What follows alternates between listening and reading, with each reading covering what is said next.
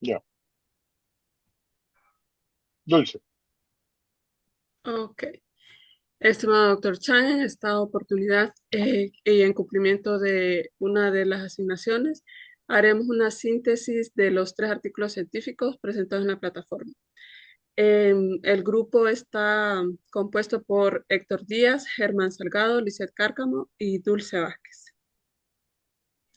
El artículo número 1 es ¿cuándo se vuelven rutinarias las capacidades dinámicas? Este estudio o artículo por Hendrik Wilhelm, Indre Maurer y Mark Evers. El concepto de capacidades dinámicas es la habilidad de la empresa para adaptarse, integrar y reconfigurar recursos. También se consideran los recursos internos, los externos, en respuesta a los cambios en el mercado. En otras palabras, o para decirlo de forma corta, es un concepto de flexibilidad y cambio constante. La pregunta central y de la que trata principalmente este estudio, que se desarrollará a medida que se vaya haciendo la presentación, es, ¿puede la flexibilidad convertirse en un proceso fijo? En seguimiento a este y continuando con la metodología, la metodología que se utilizó fue un enfoque mixto, considerando los enfoques cualitativo y cuantitativo. En cualitativo, entrevistas, estudios de caso; en cuantitativo, estudios de datos estadísticos, así como encuestas. Adicionalmente, el análisis es configuracional, estudia combinaciones de factores que producen un resultado, teniendo un profundo conocimiento porque se estudian patrones numéricos y también se explica el por qué con el enfoque cualitativo. Las herramientas, pues como se mencionaron antes, son estudios de caso, triangulación de datos, análisis. Siguiendo con el artículo, la recolección de datos que se utilizaron fueron documentos de política, más de 100 documentos que fueron estudiados, también fuentes de noticias chinas. También se realizaron 15 entrevistas semiestructuradas a expertos en industria y política, y las ciudades estudiadas son Shenzhen y Suzhou, en China. Algunos de los hallazgos de este artículo fueron: número 1, las capacidades dinámicas pueden convertirse en rutinarias bajo ciertas condiciones. También hay unos factores influyentes importantes como la cultura organizacional, el tipo de industria, el liderazgo y la capacidad de adaptarse de estas industrias a los fenómenos del mercado. También cuestiona el papel de estas capacidades en mantener la ventaja competitiva. Ahora le cedo la palabra a Lisette. Gracias, Dulce. Bueno, ese artículo genera una contribución muy importante, ya que aporta evidencias sobre la paradoja entre la flexibilidad y la rutina. O sea, cuál es la situación en general de las empresas en torno a su clima laboral, por ejemplo. Propone que la rutinización no necesariamente invalida la utilidad de las capacidades dinámicas. O sea, ¿qué mueve a las empresas? ¿Es el liderazgo? ¿Es el trabajo en equipo? ¿O qué tipo de competencia? Amplía el debate académico sobre gestión y estrategia empresarial, que se relacionan íntimamente con la visión y la misión de la organización.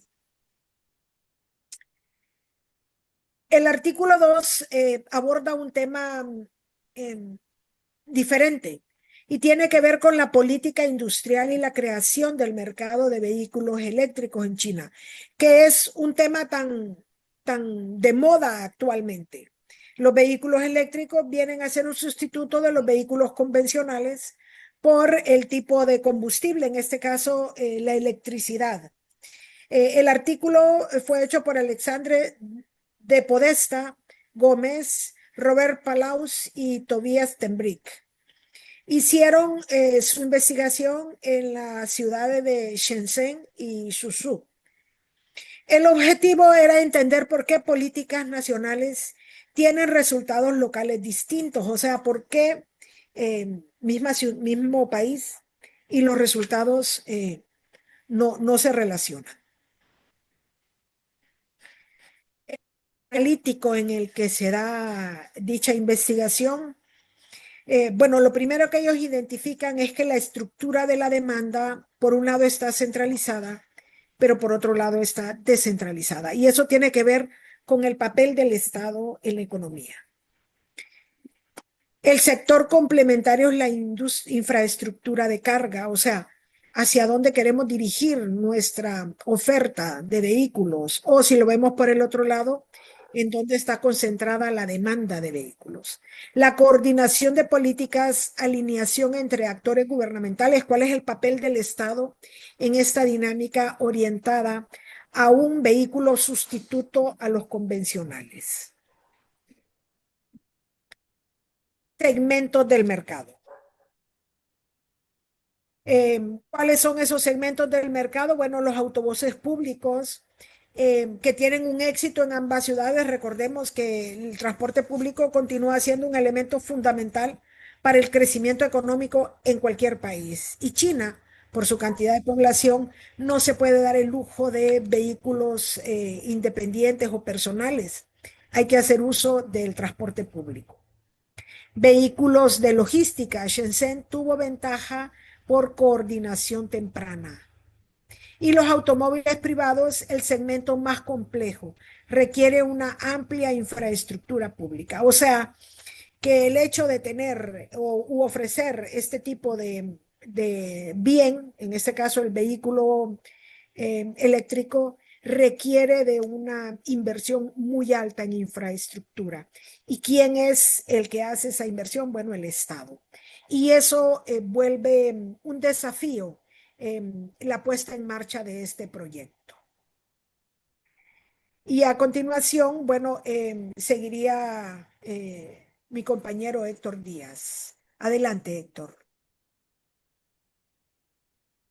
Muchas gracias, Lisette. Efectivamente, este paper es un estudio comparativo entre estas dos ciudades, entre Shenzhen y Suzhou, y se hizo a través de una metodología de triangulación de datos, donde se triangularon documentos oficiales, fuentes de noticias y entrevistas con expertos, y se hizo un proceso de controlar variables externas para centrarse en las diferencias locales que podría tener cada una de las ciudades o cada una de las instituciones dentro de esas ciudades. ¿Qué encontró el estudio? Encontró que en Shenzhen hubo más éxito porque había una mejor coordinación política, es decir, que las estructuras de mando del Estado estaban mucho más organizadas, mucho más amigables y que había una mejor infraestructura. Mientras que en Suzhou había un rezago por menos alineación, es decir, menos capacidad institucional para hacer cumplir las políticas que el Estado estaba impulsando, en este caso, con el tema de vehículos eléctricos para movilización de personas, de productos o de transporte público, ¿verdad? Y entonces este artículo, ¿qué nos trae como punto central? O sea, ¿qué nos muestra como principal hallazgo? Que es clave la capacidad local para implementar cualquier política. En este caso era una política industrial que tenía que ver con transporte y logística, pero cualquier política, ya sea social, comercial o industrial, tiene como punto de partida y como centro de su implementación a la capacidad local. Y por eso podemos ver grandes diferencias entre ciudades y zonas rurales cuando se implementan políticas públicas o entre más capacidades orgánicas y políticas tiene una ciudad, mejor se implementan las políticas públicas de acuerdo a los hallazgos que mostró este estudio. El siguiente documento, el último de estos resúmenes que estamos presentando, es el régimen impositivo para microempresas en Ecuador, que lo escribió Henry Marcelo Ñacata Santasi y Juan Fernando Monge Miño. Es un caso de Diproxex S.A. y lo que hace es comparar los impuestos bajo el régimen general versus los impuestos o la carga tributaria que tiene el régimen de microempresas. Este es un estudio de caso único, tiene un enfoque cualitativo y documental y sus datos son valores contables que se obtuvieron del ejercicio fiscal 2020. Dejo a mi compañero Germán, quien nos va a explicar las fuentes de datos y los hallazgos y las contribuciones que hace este paper. Gracias, Héctor. Un gusto. Las fuentes para este artículo y los datos utilizados lo podemos distribuir en los sitios web, pero ¿qué sitios web? Justamente en los portales legales y los portales de Hacienda Pública en el país objetivo, que en este caso fue Ecuador, a las tesis y revistas académicas también para determinar los puntos de vista de otros estudiosos al respecto de la comparación de regímenes fiscales entre la ley actual, la ley vigente que aplica para todas las empresas y un régimen que aplicaría a las microempresas. Esa pequeña diferenciación, ¿cómo sería el efecto al momento de su aplicación? Y también se hizo un análisis basado en toda la documentación oficial, es decir, no se usaron supuestos, sino muchos información ya presentada ante el Ministerio de Hacienda, fiscal y la experiencia de los autores con el tema. Vamos a la siguiente. ¿Cuáles fueron los hallazgos? El régimen fue o se categorizó como una alteración significativa de la carga tributaria. ¿Por qué? Porque bajo el régimen general la empresa debería de pagar una cantidad, según el estudio, de $6.200. Pero con el régimen de las microempresas el impuesto ascendió a 15.900. Es decir, en vez de beneficiar monetariamente, perjudica. ¿Cuál es la causa? De que en el régimen de microempresas no se permite deducir costos y gastos, lo que afecta directamente a la liquidez al momento del cálculo. Ahora, sí tiene sus ventajas, sí, para el Estado, pero realmente hay más desventajas para las empresas que iban o van a estar acopladas a este régimen de las microempresas. ¿Cuál fue la evidencia práctica en los efectos de la política fiscal?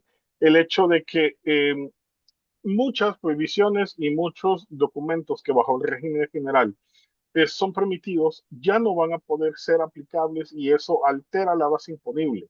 Ahora, ¿qué pasa? O la gran ventaja que busca este artículo, que busca esta información, el hecho de que el régimen simplifica la tramitología o la burocracia, es decir, van a haber menos declaraciones, van a haber opciones semestrales al momento de presentar cierto tipo de impuestos, pero eso difiere con el impacto económico favorable para muchas compañías. Ahora, siguiente. La contribución de este artículo, que estamos hablando de que brinda un análisis crítico para un caso real, es decir, no solamente se hacen estimados sobre ciertas compañías, no, es tomar el caso de una compañía que sufriría este tipo de transformación. ¿Y cuál es otra contribución adicional? Que es útil para diseñar políticas fiscales más adecuadas a nivel de las microempresas. Por el hecho de, un poquito más atrás, el hecho de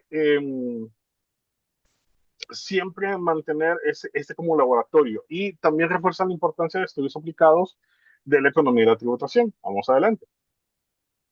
Otra de las contribuciones o las conclusiones generales que pudimos nosotros tomar de estos tres artículos es el hecho de los factores contextuales, de todo lo que es, cómo lo tengo en teoría, cómo lo está viendo otra persona, a cómo se aplica. Eh, Punto a favor es el hecho de mezclar o tener muchos enfoques metodológicos. ¿Por qué? Porque podemos ver enfoques cualitativos, enfoques puramente cuantitativos, enfoques que hacían comparaciones y que se basaban netamente en comparación documental. Contribuyen a la gestión empresarial por el hecho de que son algo que está pasando en el momento y que puede tener impacto en decisiones futuras o de mediano plazo sobre inversiones de las compañías o de los países de estudio. Y como refuerza mucho o le da mucha importancia a los estudios que son aplicados con evidencias reales, es decir, tomar casos de información que ya está dada, que no puede ser, que no ha sido alterada, que no puede ser alterada y que con eso poder establecer tendencias a futuro. Doctor, esta ha sido nuestra participación de los 3 artículos, nuestras conclusiones al respecto y gracias por la oportunidad. Un gusto.